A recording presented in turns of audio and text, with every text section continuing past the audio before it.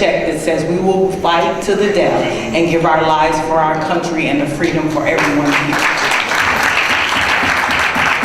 And that taught me not only bravery, honor, a moral character, but it taught me to walk with a pride that goes beyond just being prideful, to just know that I have a place in history that says I am a woman who would serve and give her life for her country.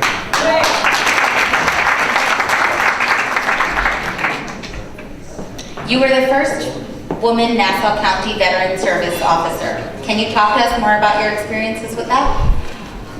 That was amazing. That was one of the biggest honors other than serving my country. Being the very first woman service officer in Nassau County means that I continue to serve veterans. I file for their compensation claims and benefits.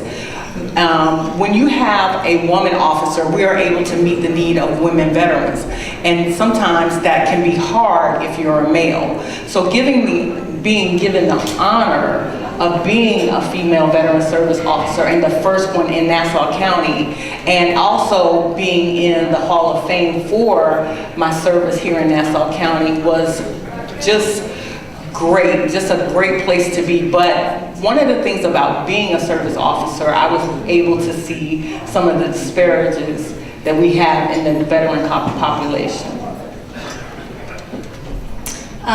What have you learned as the first woman?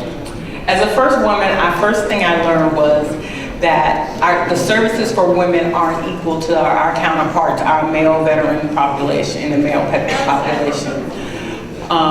We tend not to have as many services or get as many privileges as our male counterpart. A lot of people don't know, women veterans are not just homeless, they're homeless with their children. They sleep in their cars, they sleep in abandoned buildings, they are homeless with children, whereas our counterparts, men, aren't.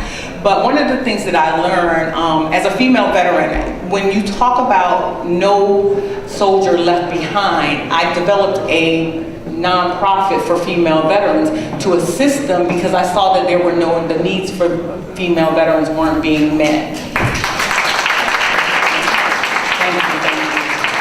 I run a nonprofit called Women in the Military. We're here in Nassau County. We cover the whole island. And what we do is we find the female veterans and their children that are homeless, and we provide temporary transitional housing for them.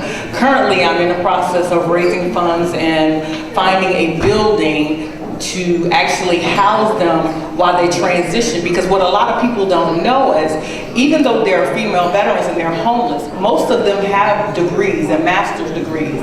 They came upon hard times in caring for their families or going through divorce, but they work, live in their cars, live in these situations, and continue to live a life. And most people don't even realize that they're homeless because they have degrees, they live a normal life, but they aren't homeless. Great, thank you. Does anyone have any questions for Ms. Burgess? Okay, thank you. That is done.